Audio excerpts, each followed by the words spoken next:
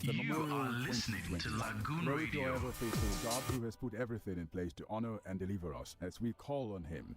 It is time again for our 21-day fasting and prayer convention in the Diocese of Lagos Anglican Communion.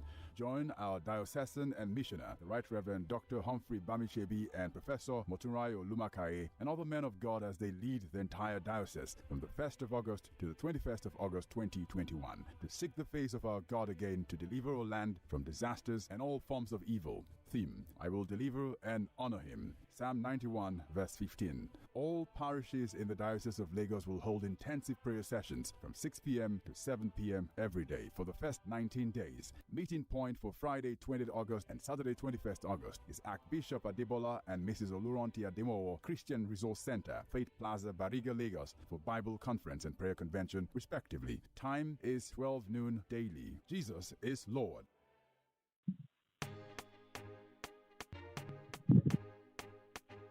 I think I'm here.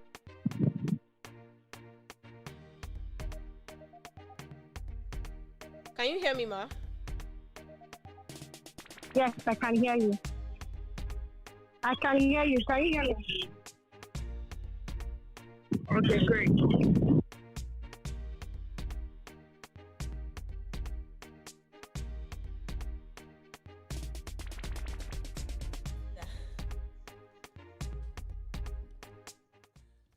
A beautiful afternoon to you once again. Don't forget, you're still listening to Lagoon Radio, your number one online radio station in Nigeria. Yes, it's still 27 minutes gone past 3 p.m. West African time. It's apparently that we are starting a bit late to the usual time that we usually start. Don't forget, you're still listening to Lagoon Radio. Follow us on all our social media platforms on Facebook at Lagoon Radio Nigeria, Twitter and on Instagram at Lagoonradio.Ng.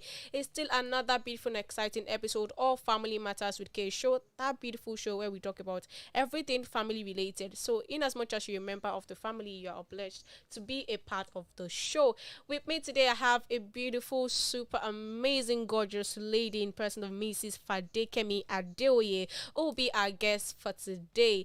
Last week on the show we discussed finding peace in your everyday life, and we had the guest in person of Reverend Ugochukwu, who enlightened us on how to find peace in your everyday life, financially, maritally, even at work. How do you find peace? And on today's episode, we'll be discussing how to manage your finances in uncertain times. We all know that uncertainties are unexpected. We don't plan for them. So our guest today, Mrs. Adeoye, will be enlightening us on how to plan and manage our finances in uncertain times. I'll be connecting with her shortly and be hearing her beautiful voice. She has a lot in stock for us. So sit back, don't go nowhere. Connect with us. Follow us on all our social media platforms to be a part of the show. Meanwhile, she's a virtual guest, so you'll be only hearing her voice, not the video. But you can find the video on our social media platform, and you can also find the live video of the show by subscribing to our new YouTube channel, LagoonTV. Once you subscribe to the channel, you have access to listen from wherever you are in the country. It's still Lagoon Radio. So I'll be connecting with Mrs. Fadekemi Adeoye right now, and we'll be getting straight into the discussion for today, managing your finances in uncertain times. Don't go nowhere.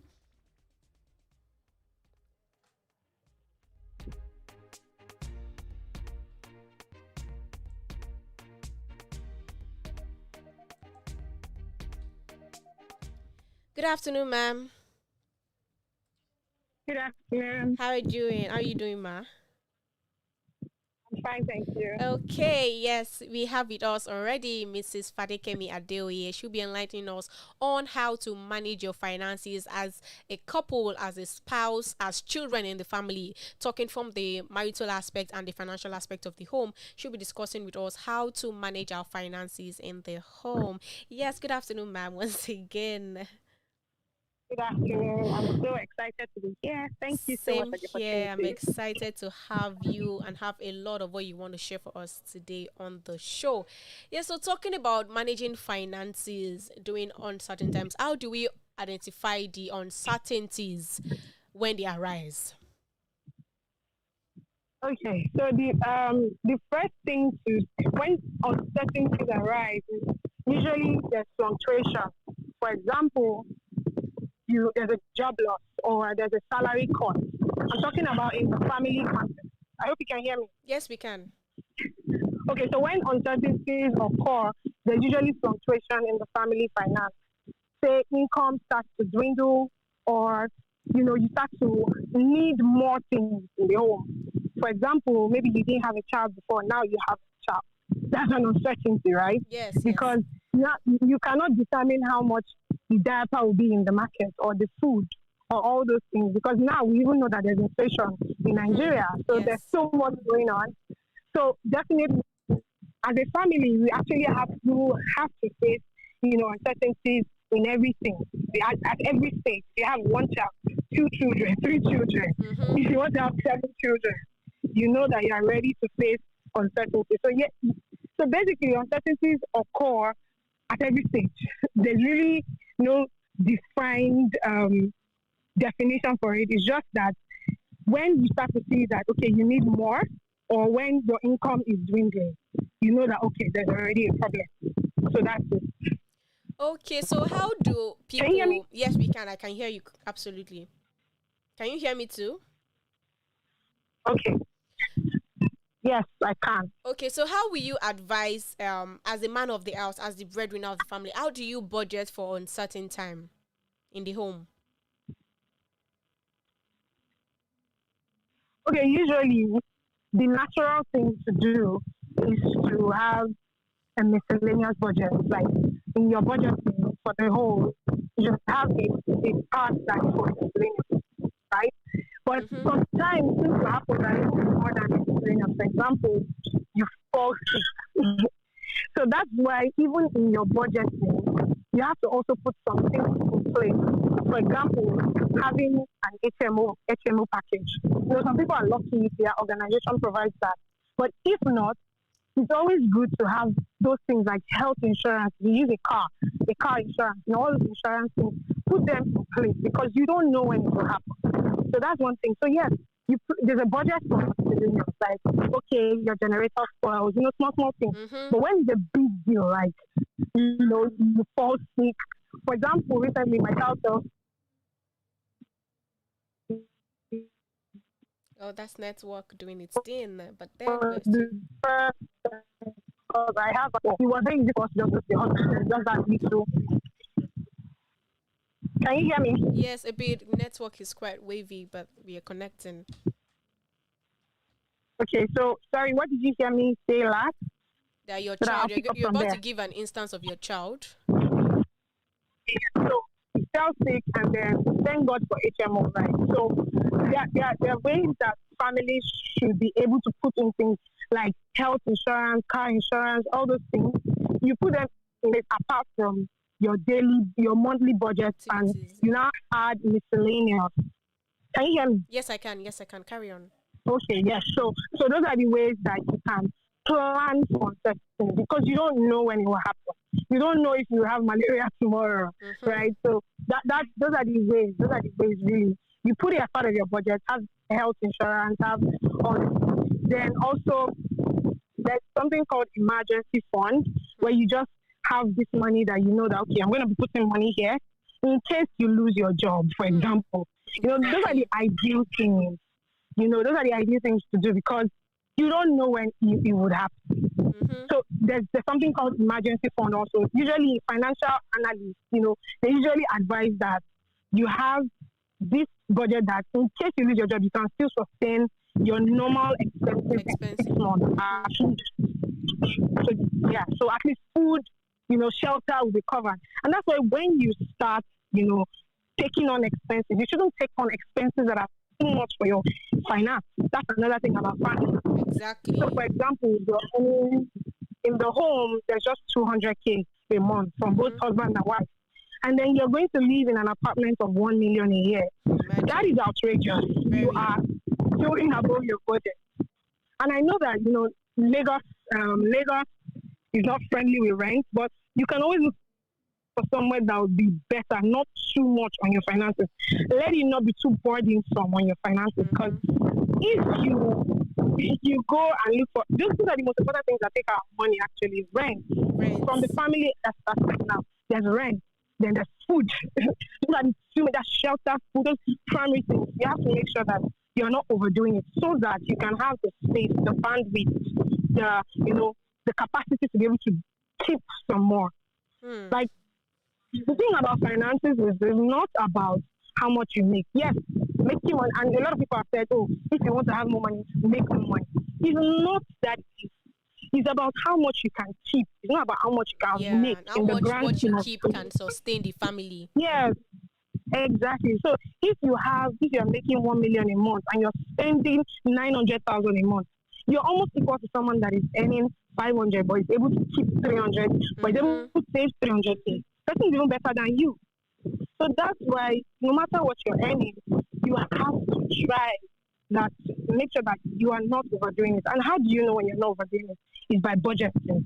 I speak to young people and I say, do you have a budget? Like someone says, oh, Mr. Day, I want to know how can I be able to spend less? I'm like, okay, how much do you spend on data? They don't know. How much do Exactly. you spend on food? No They don't know. idea. And they don't know because they don't have the budget. So that's why.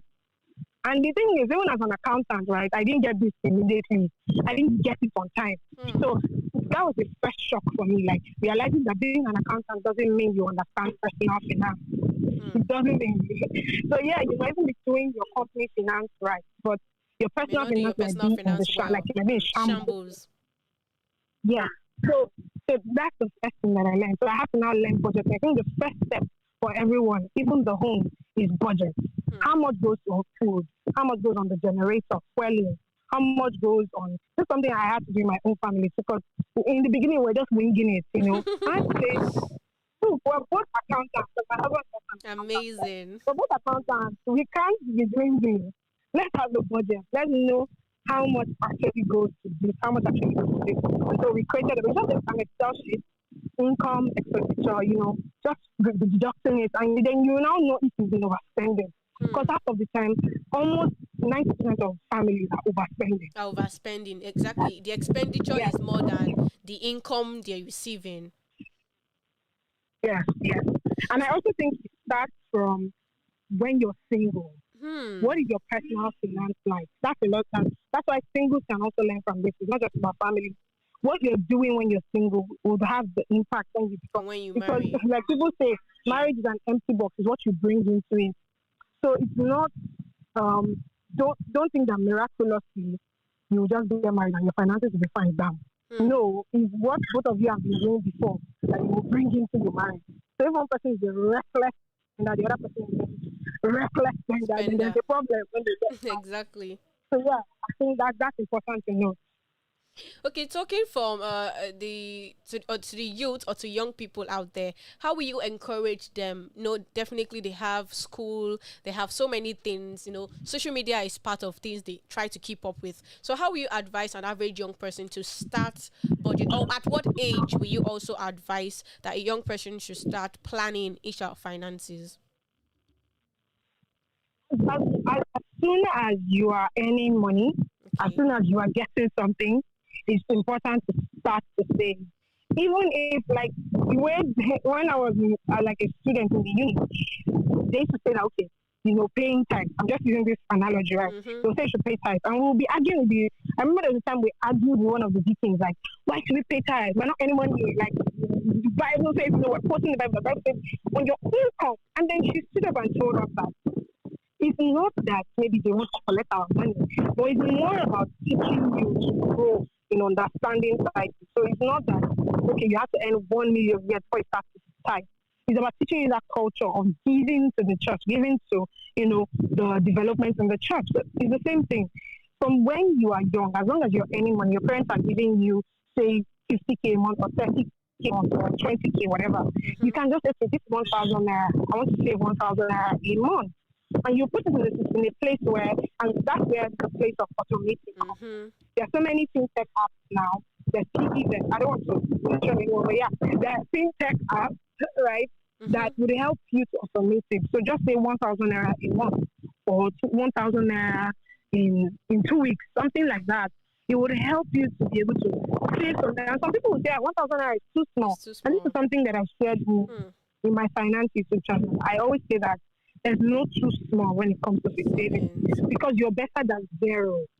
You're better than zero. So from the very moment you start to earn something, you can just always put 1,000 aside and say, At the end of the year, you have 12,000 naira. You see, it's better than someone that has zero Zero thousand naira. naira. That's it. That's it. So just start small. Start where you are. Look at your budget. Look at what you spend money on. You can cut. The beauty of having a budget is you are able to cut your the income. excesses. Yeah, expenditure. Yes, but if you don't have a budget, you won't even know where to cut from. Exactly. So that's it. Okay, yes. So I hope you've been able to identify areas in which our guest for today has been shedding light to, because it's very important. Even for entrepreneurs, you have multiple businesses. It's very important for you to cut cost on all of it. And what I actually picked from all of this is that saving is not actually about how much. It's not by how much, but it's about the culture you develop over time. You saving every day and you saving once in a while or whenever you remember is a bad habit. So saving should be a culture, and it's not by how much or how well you're able to save. Your little penny as 1,500 can go a long way when accumulated. Okay, ma'am, what's going to be your advice to entrepreneurs who have several jobs that you're doing? Will you say they should have several business accounts or several bank accounts to manage funds, or will you say all their income should be in one place? So what will be your advice for them, talking from the accountant aspects that you study? Okay, so the thing with entrepreneurs is I don't think, and maybe I'm not getting your question right, but what I'm hearing is I don't think it's a problem if you have different bank accounts to receive your money, right? To receive.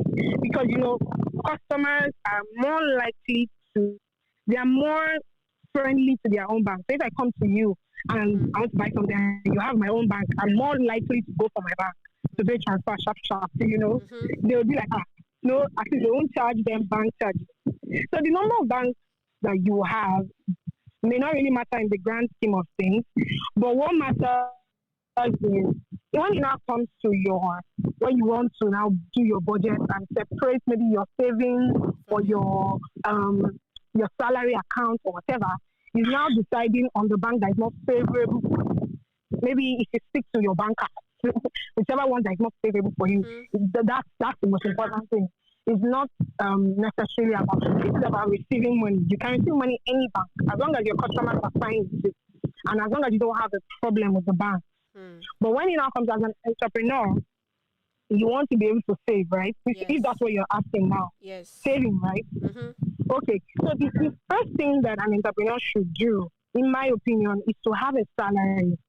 And the thing is, entrepreneurs don't know that they need it. They think that, oh yeah, I bought product 5,000, I sold it 10,000, I made 5,000 profit.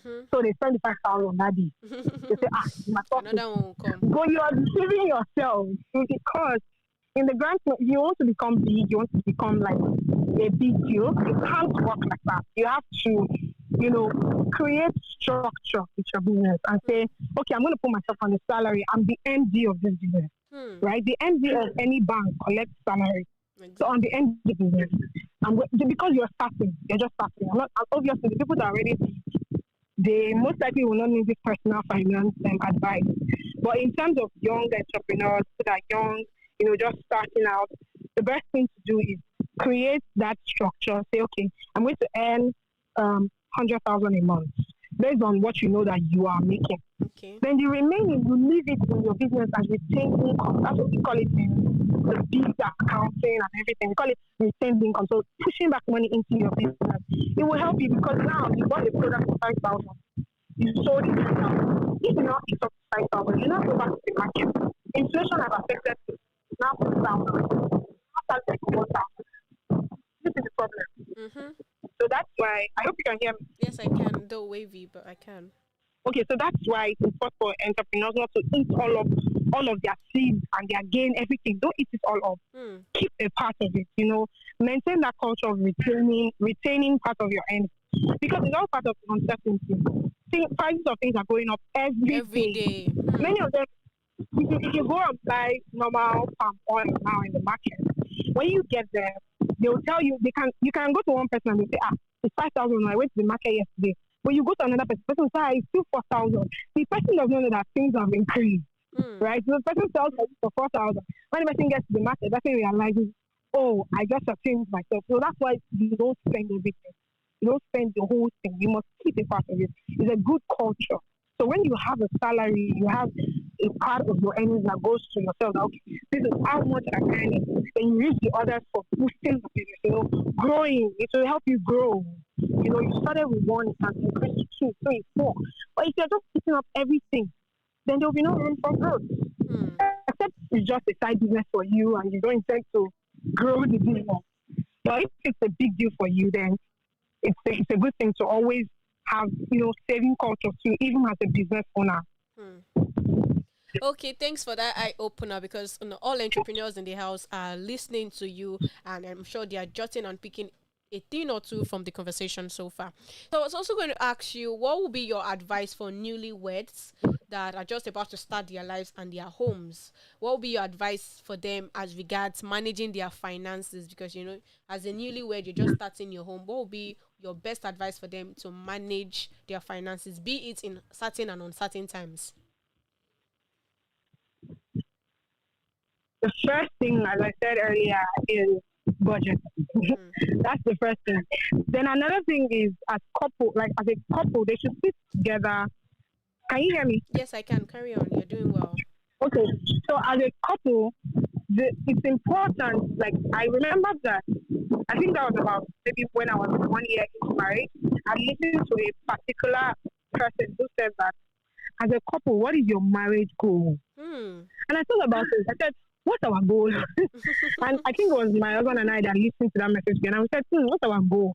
So she said, I remember that she said that you should have a spiritual goal as a family, your ministry goal, your giving goal, your finance goal, and then your overall mission, because marriage is serious business and you decided to commit to it, right? So both of you have to decide that, okay, what is our goal for our finances? How much do you want to, what's our plan? So that you don't have a situation of, there's a situation that I heard of where the woman wanted her child to go to a particular school and the man said, no, I cannot afford it, let my child go to a particular school. And there was a problem and the woman said, oh, don't worry, I'll pay the school fees. It now became unnecessary drama. So when both of you are united, you're able to say, okay, we know what our family finance is. And another thing is, as a couple, there should be no secrets with your finances. I don't understand people who don't know what their partner is earning. It doesn't make sense to me. Why? Like, you sleep on the same bed with this person. Why can't you share your finances with him? Exactly. The person can kill you in the midnight. It's not a big deal. So why don't you trust the person enough to make I will speak to people who are still dating. Maybe they're courting and they're about to get married. You know what this person is earning. They don't know. And this is what causes the problem, because there's an illusion. So maybe you think because the person has a car, the person just as well. Maybe the person's father gave him a car. Maybe he doesn't actually own the car in the sense of it. But because of the way you see him, you now think he's earning up to maybe he's earning like 400. So you marry him. And then you now realize he's not dropping money the way you expected him to drop the money. And you're like, and that's what causes friction, because there is miscommunication. But if you know that this person earns 300 and I earn 100, you know that, okay, in this family we only have 400. So why do you want to take your child to a school of 1 million or a school of 3 million? You know that there's a problem. So it will allow you guys to plan effectively. So both of you must be one. That's the first thing. Be one, be unified. Both your finances, no secrets. Both your finances and every aspect, actually. No secrets. That's marriage. If you're not ready to do that, I don't know if you're ready for marriage. And I know some people are not going to agree, but I'm speaking to newlyweds. I'm speaking to people that are willing to listen, right? No secrets. Be unified. The next thing is budget. Budget. That's important. The third is have a goal. In fact, that should be second. Having a goal, having a finance goal. Like, oh, this year we want to save 2 million. How can we get that? Then you start saving. It's even important in your personal finance. It's important to know where you're going first of all. So everybody's at different stages, and that's why with personal finance coaching, you don't just say, "Oh, I'm going to allow you make 2 million this year." It's not possible because everybody's not at the same stage. Some people are just trying to get out of debt. I can't promise that person 2 million because I'm trying to coach the person just to make the person come. That would be an expectation gap. So the first step is to even get the person out of debt first. Then some people, they are very comfortable. They don't even know what they want to use money to do. those kind of people, you now teach them investing. Do you think?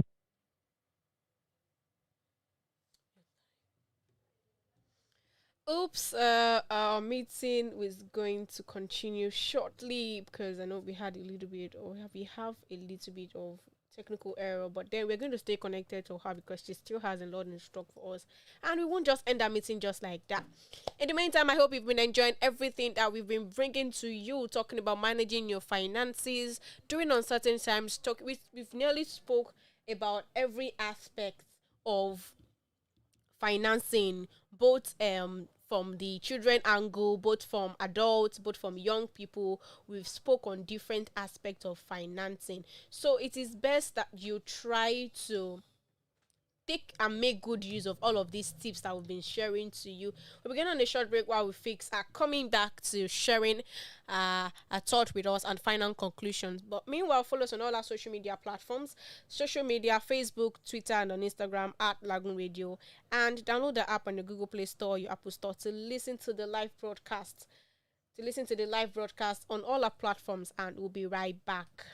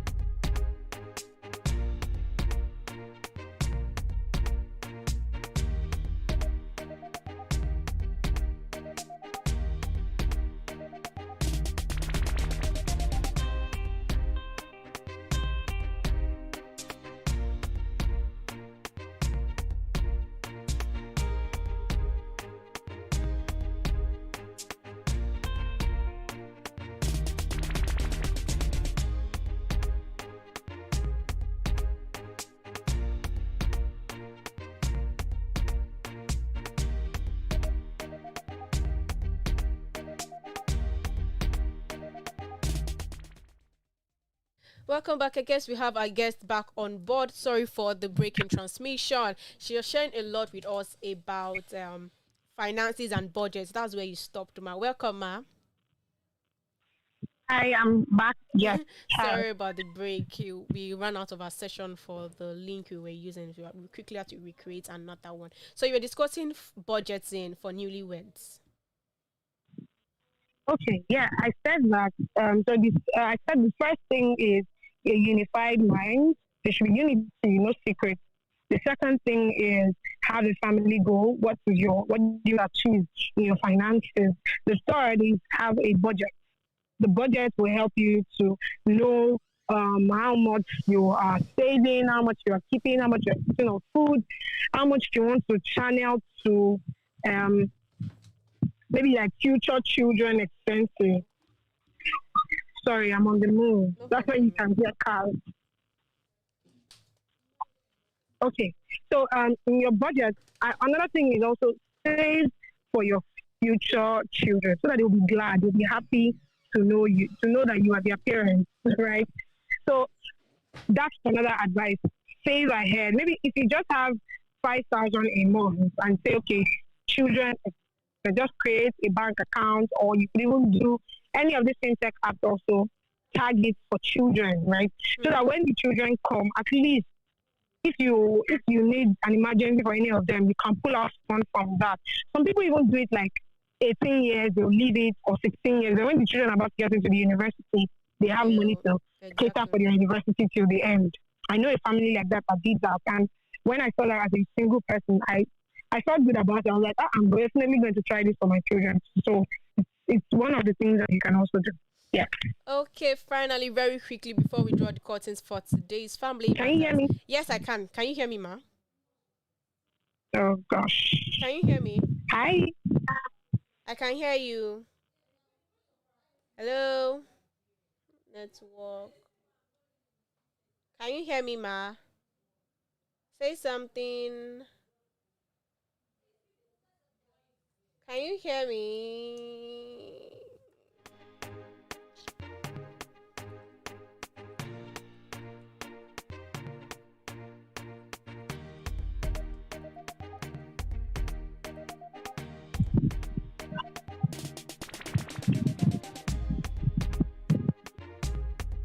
Can you hear me? Yes, I can, ma. Yes, I can. Okay. Okay, so Great. I was going to say very quickly before we draw the curtains for today's family matters. I was going to ask you, Yorubas call this thing iwa ibaje in children, like when you spoil a child due to Okay. over pampering. So we have homes that they have spoiled their children. They've made their children so comfortable that they have nothing to fear. That a home that is well to do, that is wealthy. How would they help a child during uncertain times? How would they help a child adjust to the fact that there's no money on ground? Enugbe, like things are not the way they used to be. How would they help a child back to form or back to reality that there's no money? This is a good question, but like you said, they've already spoiled the child. So spoiling a child is the problem. But if it's that maybe they were just well to do and they took care of the children very well and now there's no money, I would say that in that instance, the thing to do is have a conversation with these children. Don't, except you have emergency fund somewhere to take care of them. Because some parents be like, I don't want my children to feel it. But I would advise having a conversation with them that this is the way life is going now. Exactly. Things Present aren't the way it state. used to be. So now we're going to have to cut the driver taking you to school in different cars. Everybody has to go in one car now. Even the You will drive commercial, with if me as I'm possible. going to work. There are families that the children have a separate car, father has a separate car, Exactly. like that kind of thing. But now you just be like, we now have to sell this one car. You can even take 10 affairs if it's that bad, if the situation has gotten that bad, and now we have to switch to Keken affairs, Exactly. So you have a conversation with the children, let them understand, and then boost their morale. That's very, very, very important, because if they are going to a school where wealthy people are, we would expect them to be very, very honest. There are schools that children just say, mommy, I want a red car tomorrow. And their mom will just bring them a red car, So if they go to schools like that where it's very, very expensive, I would advise maybe, them to a lesser school that not also losing the standard of education. But I mean, there are schools that they are not so expensive, but at least you won't lose that standard. Exactly. So maybe take them to that kind of school. Just cut in different ways, but also boost their morale. Boosting their morale, what do I mean by that? I mean, always remind that they are strong, they are powerful, they are great. They don't have to be wealthy now. They can be wealthy later. You tell them, you just encourage them, make them know that they are powerful, they have the best in them. You encourage them daily. You give them those words of support. Some of us, that's what our parents do. When your parents tell you, oh, you're a future king, you are this, you are that, you would encourage yourself. So even if someone is trying to talk down on them outside, they're like, you know who I am. I'm a child of the king. And if they're Christians, even better. Remind them that, you're the child of God. Okay? It doesn't matter what is going on now. You have joy on the inside of you. When you encourage your children, the same way you're encouraging yourself in the Lord, you'll be encouraging your children. And that's why as parents, even when you're going through down times, try your best not to be, don't show it too much to the children that maybe you feel dejected. No. Encourage, as you're encouraging yourself in the Lord, you'll be able to have strength to encourage your children. So I think that those are very, very important points. Okay, thank you so much, Ma. It's been an amazing time having you on board. I literally enjoyed from the beginning to the end of this session, and I wish we can actually extend the time, but then time is against us. I hope for part 2 of this, because so many people need to be financially aware and educated about how they plan their finances, how they spend, the difference between your salary and your savings, and how to inculcate healthy saving habits just for you. Thank you so much, Ma. It's a pleasure having you on board once again. Thank you so much for having me. Yes, ma'am. Yes, thank you so much. Yes, ma'am. All right. Do have a beautiful day ahead. Bye, ma'am. Yes, and that is it from our guests for today. I had a beautiful session. We discussed extensively and intensively on how to manage your finances during uncertain times. And our guests, Mrs. Fadeke Adeoye, stressed the importance of budget, the importance of prioritizing for emergency funds, the importance of healthy saving habits, the importance of budgeting and setting goals for yourself, even as newlyweds, even as children, understanding the place of uncertainties, which is bound to occur in everything that we do. So don't forget to join us for another episode, same time next week, Wednesday, from the hours of 3:20 to 4 p.m. West African time, here on Lagoon Radio. We have another lovely topic that will be awaiting you. Follow us on all our social media platforms at Lagoon Radio, Facebook, on Twitter, and on Instagram at Lagoon Radio. Download the app on your Google Play Store, and you get to listen to us from wherever you are in the world. And that is it today on Family Matters with K. My name is Olumakaiye. Good evening to you.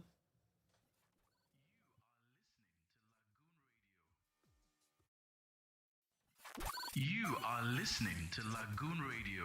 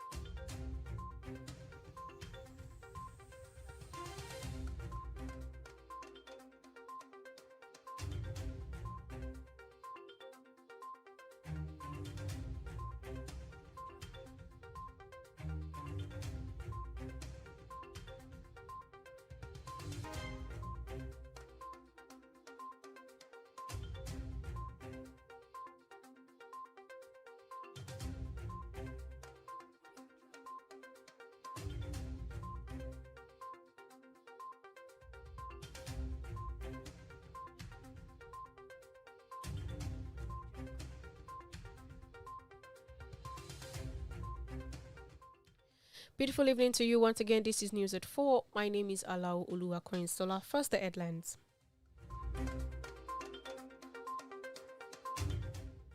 Nigeria lost a sum of $50 billion to delayed passage of PIB, says Buhari.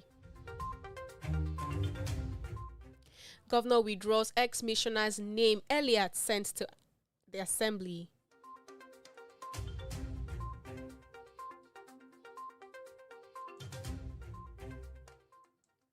Unilag reopens hostels, return physical exams amid rising COVID-19 cases.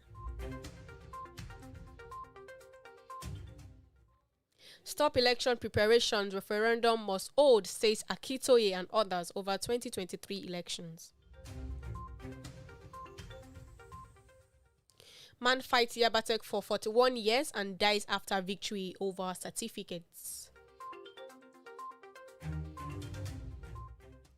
And from the sport news, wrist injury rules TM out of US Open.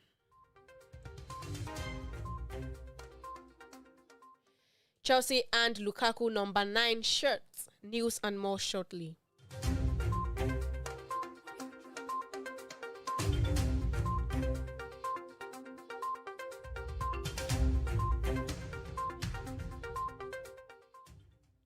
The President Muhammadu Buhari has lamented a loss of $50 billion worth of investment in the petroleum industry since 2011 due to the absence of Petroleum Industry Act. Buhari made this assertion in Abuja on Wednesday at a ceremony on passage of the PIA, which preceded the Federal Executive Council meeting. Special Advisor to the President on Media and Publicity, Femi Adesina, disclosed it in a statement titled, Nigeria lost estimated $50 billion worth of investment in 10 years due to stagnation, uncertainty over petroleum industry, says the President.